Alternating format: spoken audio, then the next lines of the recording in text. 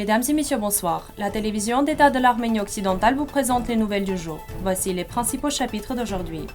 Les obligations du droit international et le génocide des Arméniens. Le membre du Congrès américain exhorté à fournir une aide de 50 millions de dollars à l'Artsakh. La France demande la libération immédiate des prisonniers arméniens détenus en Azerbaïdjan. Les fidèles de l'Arménie occidentale, Nouba Rozanian. Témoignage d'Arménie occidentale. Entretien avec Jacob Chakrian. Grabus est parti pour Tavush. Le président des États-Unis, Joseph Biden, a été élu le 20 janvier 2021 pour un mandat de 5 ans. 3 mois après son élection, le président Joseph Biden a reconnu l'acte criminel d'anéantissement de la population arménienne d'Arménie occidentale de génocide. Tenant compte du fait que le Sénat des États-Unis d'Amérique a reconnu de jure la République d'Arménie sur le territoire de la République d'Arménie occidentale le 11 mai 1920, territoire où les gouvernements successifs turcs ont perpétré le crime de génocide. En tenant compte du fait qu'une sentence arbitrale signée par le président Woodrow Wilson le 22 novembre 1920 définissait officiellement les frontières entre l'Arménie occidentale et la Turquie. Tenant compte du fait aussi que les réserves américaines concernant la Convention pour la prévention et la répression du crime de génocide en date du 28 mai 1951, avec adhésion à la Convention de la Turquie en date du 31 juillet 1950, précisant la définition du génocide intégrant les massacres turcs contre les Arméniens comme faisant partie des 3 crimes contre l'humanité sur lesquels se base l'existence même de la Convention. Depuis, l'État d'Arménie occidentale, reconnu par les États-Unis, et le peuple arménien poursuivent leur stratégie de rapprochement avec les autorités américaines en direction de l'exécutoire de la sentence en question et des droits en découlant.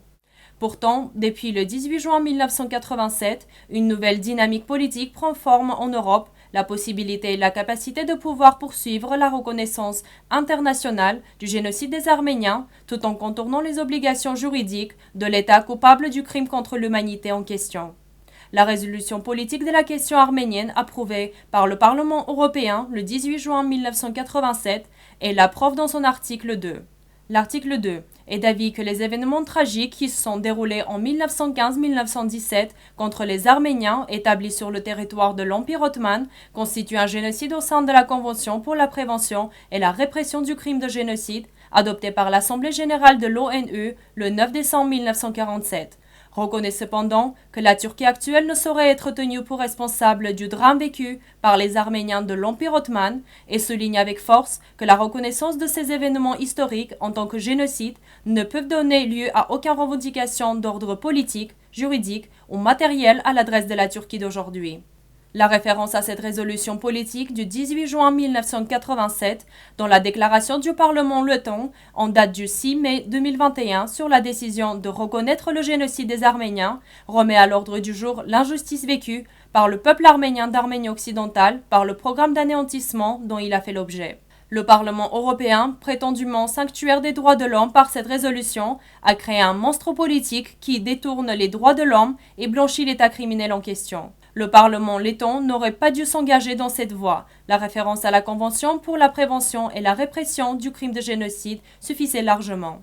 Armenak Abrahamian, président du Conseil national d'Arménie occidentale. Le membre du Congrès américain Chris Smith, membre du Comité des affaires étrangères de la Chambre, a appelé à 50 millions de dollars d'aide humanitaire pour la sécurité, le logement, les soins médicaux, les infrastructures et d'autres besoins de l'Artsakh. Dans une lettre à la sous-commission des crédits de la Chambre, Smith a noté que des milliers de personnes avaient été tuées et blessées au Haut-Karabakh à la suite des attaques des forces azerbaïdjanaises en septembre 2020, largement soutenues par la Turquie, et que des milliers de personnes étaient restées sans abri. Il a souligné qu'au moins 50 millions de dollars d'aide humanitaire sont nécessaires afin de garantir la sécurité alimentaire, le logement, les soins médicaux et les infrastructures. Il a condamné le fait que la Turquie ait transféré des mercenaires syriens en Azerbaïdjan et les a utilisés dans la lutte contre les Arméniens. Le ministère des Affaires étrangères a également joint la déclaration du 5 mai des coprésidents du groupe de Minsk de l'OSCE à son message sur sa page Twitter. Nous appelons à la libération immédiate de tous les prisonniers de guerre arméniens. La libération des 3 prisonniers arméniens détenus en Azerbaïdjan le 4 mai est un geste positif dans ce sens, a déclaré le ministère des Affaires étrangères de la France. Le 5 mai, les coprésidents du groupe de Minsk de l'OSCE, Igor Popov, Stéphane Visconti et Andrew Schaffer ont de nouveau appelé au retour de tous les détenus et otages, ainsi qu'à l'échange rapide des corps des morts. Arpur Serop, Kevork Chavouch, Andranik Ozanian et d'autres héros sont écrits en lettres d'or dans l'histoire de l'Arménie, qui ont combattu les sultans turcs pour les droits et la liberté des Arméniens, pour la libération de l'Arménie occidentale. Cependant, peu de gens savent que même après le génocide contre les Arméniens, des Arméniens héroïques sont restés dans les montagnes de l'Arménie occidentale, menant la même lutte de libération. L'un d'eux était Nubal Ozanian, un combattant et commandant talentueux qui a consacré toute sa vie à combattre le gouvernement turc. Nubal a combattu en Turquie même, ainsi qu'en Syrie et au Liban. Lorsque la guerre d'Artsakh a éclaté, il a estimé qu'il était de son devoir de venir en Arménie, en Artsakh, pour lutter contre les ennemis de son peuple. Nubal Ozanian, de son vrai nom Fermoun Chirac, est né en 1956 à Yozgat en Arménie occidentale. Nubal Ozanian est décédé le 14 août 2017 dans la lutte contre les terroristes de l'organisation État islamique en Syrie. L'une de ses plus grandes aspirations était de préserver son expérience et ses connaissances militaires et de les transmettre aux générations futures. Nous vous présentons le post sur le génocide contre les Arméniens d'Eren Keskin, vice-présidente de l'Association turque des droits de l'homme, ancien chef de la branche de Constantinople. En tant qu'association des droits de l'homme, nous commémorons le jour du génocide de 1915 depuis 2005. Nous avons organisé de nombreux événements jusqu'à présent et jusqu'il y a 2 ans, ces activités n'étaient pas interdites. En 2019, un événement de commémoration a été interdit, au cours duquel nos affiches ont été confisquées et 3 de nos amis ont été arrêtés. Au cours de l'enquête, le procureur a décidé de ne pas engager de poursuites, arguant que des opinions différentes sur des événements historiques peuvent être émises et que c'est dans le cadre de la liberté de penser. Mais cette année, lorsque le président américain Biden a utilisé le terme génocide, il y a eu confusion. Depuis 2005, l'Association des droits de l'homme qui commémore le génocide est la cible du ministre de l'Intérieur. Lisez l'article en entier sur notre site web. Sur Western Armenia TV, le turcologue Jacob Chakrian a évoqué le lien génocidaire entre le génocide contre les Arméniens et la deuxième guerre d'Artsakh. Il a présenté la position de l'Europe et des différents pays sur la condamnation et la reconnaissance du génocide commis contre les Arméniens, s'est référé à la déclaration du président Biden sur le génocide.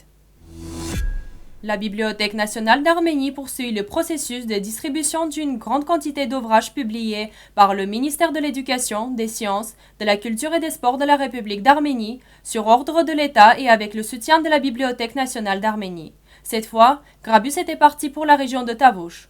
La documentation a été remise à l'administration régionale, d'où les bibliothèques communautaires et scolaires de la région recevront les exemplaires mis à leur disposition. Ce programme vise à résoudre les problèmes de réapprovisionnement des bibliothèques communautaires et scolaires dans les régions en activant les activités des bibliothèques. À l'initiative du ministère de l'Éducation, des Sciences, de la Culture, des Sports de la République d'Arménie, la Bibliothèque nationale d'Arménie a prévu de visiter dans les 7 régions d'Arménie. En ce moment, la diffusion des littératures a déjà eu lieu dans 3 régions d'Arménie, les régions d'Ararat, Kotayk et Tavouch. Nous vous remercions pour votre fidélité et à la fin de notre émission, vous pouvez profiter de la performance de l'ensemble Akunk Golehoinar dont la version complète est disponible sur notre site web.